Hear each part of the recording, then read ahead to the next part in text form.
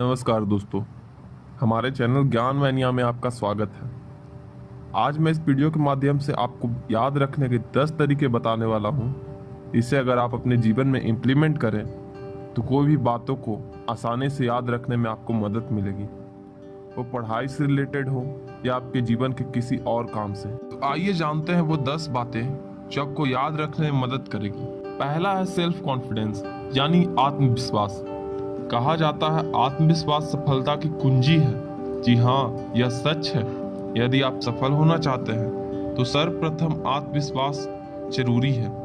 आपने ये भी जरूर ही सुना होगा कि आधी जंग आत्मविश्वास से ही जीत ली जाती है। तो अपने ऊपर यकीन करें कि आप कर सकते हैं। हम में से ज्यादातर लोग यह कहते रहते हैं, मुझे याद नहीं होता। पढ़ते वक्त भी अपने मन से कहते रहते हैं, मुझे याद नहीं होगा।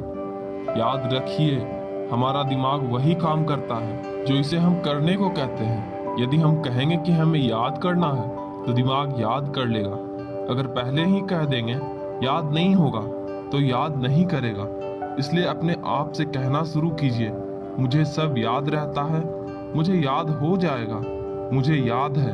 और विश्वास कीजिए, आपका दिमाग वो सब याद कर सकता है। फिर देखिए, चमत्कार, आपको सब याद रहने लगेगा।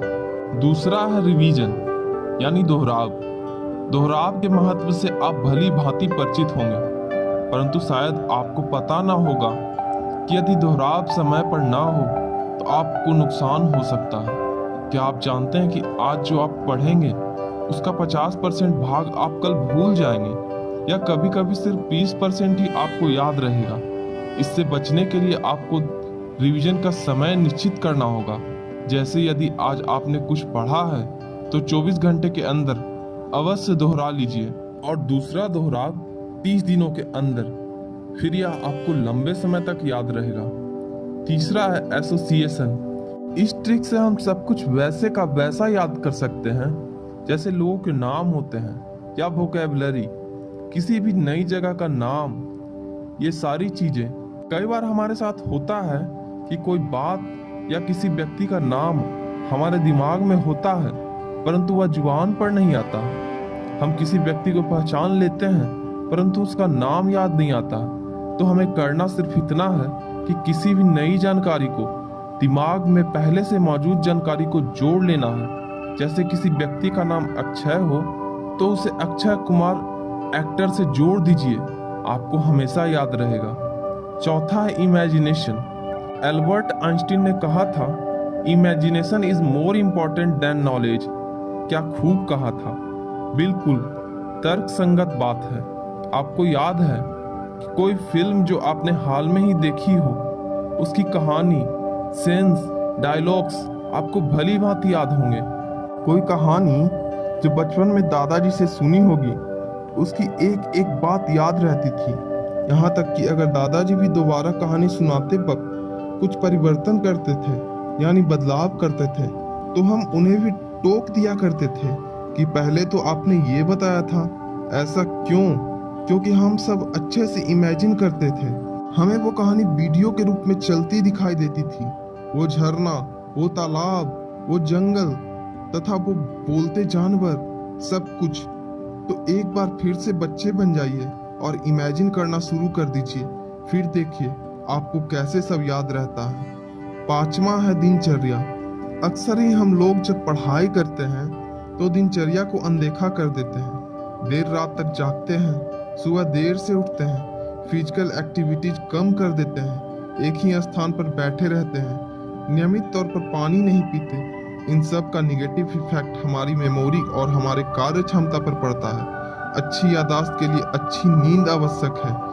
नींद के समय छेड़छाड़ ना करें, थोड़ा बहुत अवश्य टहलें, पानी खूब पिए।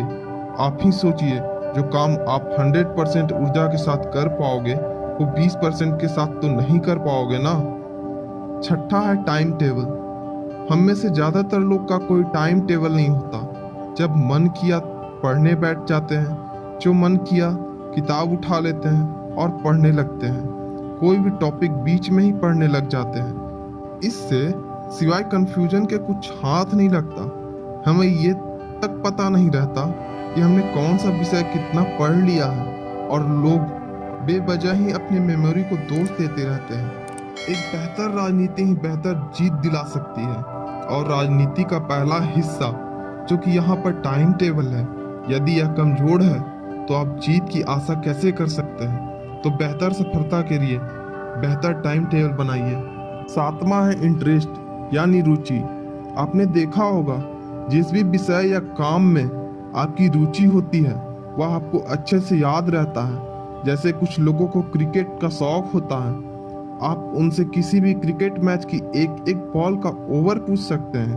और दूसरा उदाहरण, लोगों को अपने मतलब के काम याद रहते हैं। तो इससे एक निष्कर्ष निकलता है, जो भी आपको याद करना हो उसमें रुचि पैदा कीजिए, उसमें रुचि लीजिए। आपने देखा होगा कुछ लोगों को गणित में रुचि होती है, वह गणित के बारे में ही बात करना पसंद करते हैं। कुछ समय बाद जब आप उस सब्जेक्ट को थोड़ा जान जाएंगे, फिर आपको रुचि स्वयं ही आने लगेगी और वह सब्जेक्ट आपको याद होते देर नहीं लगेगी। 8वां है अंडरस्टैंडिंग यानी समझ। समझ और याददाश्त का गहरा रिश्ता है।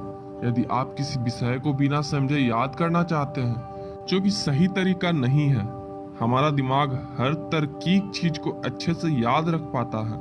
आपको गणित को तो याद नहीं करना पड़ता है क्योंकि यह तरकीब है, उसमें गणनाएं हैं। इसी प्रकार जब हम विषय पढ़ते हैं, हमें उनमें गहरी समझ का विकास करना चाहिए।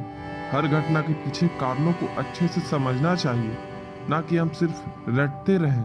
यदि समझ विकसित करेंगे तो रुचि विकसित होगी, और अगर आपको आपका विषय रुचिकर लगने लगे, तब तो आपके और सफलता के मध्य किसकी मजाल है जो आ जाए। निष्कर्ष के तौर पर हमें प्रत्येक विषय की समझ विकसित करनी होगी, उसे अच्छे से याद रख करने के लिए। 9वां टिप्स है, पढ़ाई को रोचक व मनोरंजक बनाइए। मनोरंजन किसे पसंद नहीं होता है, तथा मनोरंजन चीजें किसे याद नहीं होती। जाहिर है सभी को याद हो जाती है।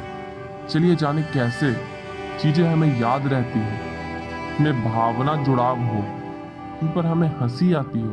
वो चीजें जो संसार में इकलौती हो यानी यूनिक, वो जो अजीब है, वो चीजें जिनमें कुछ भिन्नता है।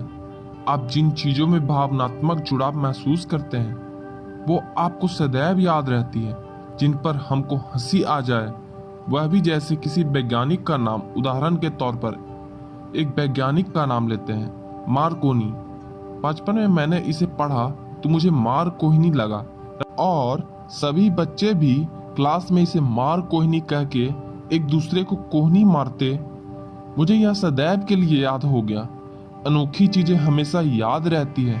जैसे यदि आप बहुत बड़े कुत्ते को देख लें और आपको सदैव याद रहेगा आपने कहाँ देखा था, तो निष्कर्ष के तौर पर आप अपनी भावनाओं को यदि पढ़ाई से जोड़ें तो प्रतिफल अच्छा ही आएगा।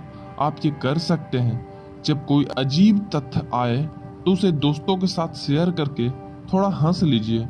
जब कोई किसी बड़े महापुरुष के बारे में पूछे तो अवश्य चिंतन करें कि क्या कठिनाइयां उन्हें झेलनी पड़ी होगी। किसी की तारीफ करने में गुरेज न करें, बहुत महान व्यक्ति था। आप कुछ भी अपनी तरफ से बोलेंगे तो आपको सदैव याद रहेगा। हमें अजीब चीजें सदैव याद रहती है, तो प्रयास करें कि आप अपनी पढ़ाई के विषयों में कुछ अजीब ढूंढ सके। ना मिले तो खुद से उसे अजीब बना ले, आपको सदैव याद रहेगा। 10वां है, सुनते रहिए। सामान्य अध्ययन के विषय जैसे इतिहास, भूगोल, राजनीतिक विज्ञान तथा विज्ञान, ये सब जो सब्जेक्ट हैं को याद करने में हम अपना दिन रात एक कर देते हैं, परंतु कभी भी इसे अच्छे से याद नहीं कर पाते या तो उसे समझ नहीं पाते, क्योंकि समझ और याददाश्त का बहुत गहरा संबंध है। अगर हम किसी भी विषय को अच्छे से नहीं समझ पाते तो वो हमें याद नहीं होता। अच्छी समझ विकसित करने के लिए कई तरीके हो सकते हैं, वह अलग अलग तरीके के दिमाग पर निर्भर करता है, तथा समझाने के तरीके पर भी। दिमाग 3 प्रकार के होते हैं। पहला, ईयर माइंडेड, जिन्हें सुनकर याद होता है। दूसरा, आई माइंडेड, जिन्हें देखकर याद होता है। तीसरा, मोटर माइंडेड, जिन्हें देखकर तथा सुनकर याद होता है।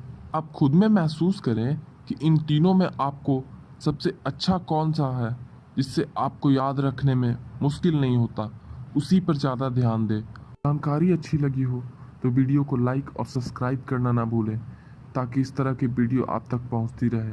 धन्यवाद।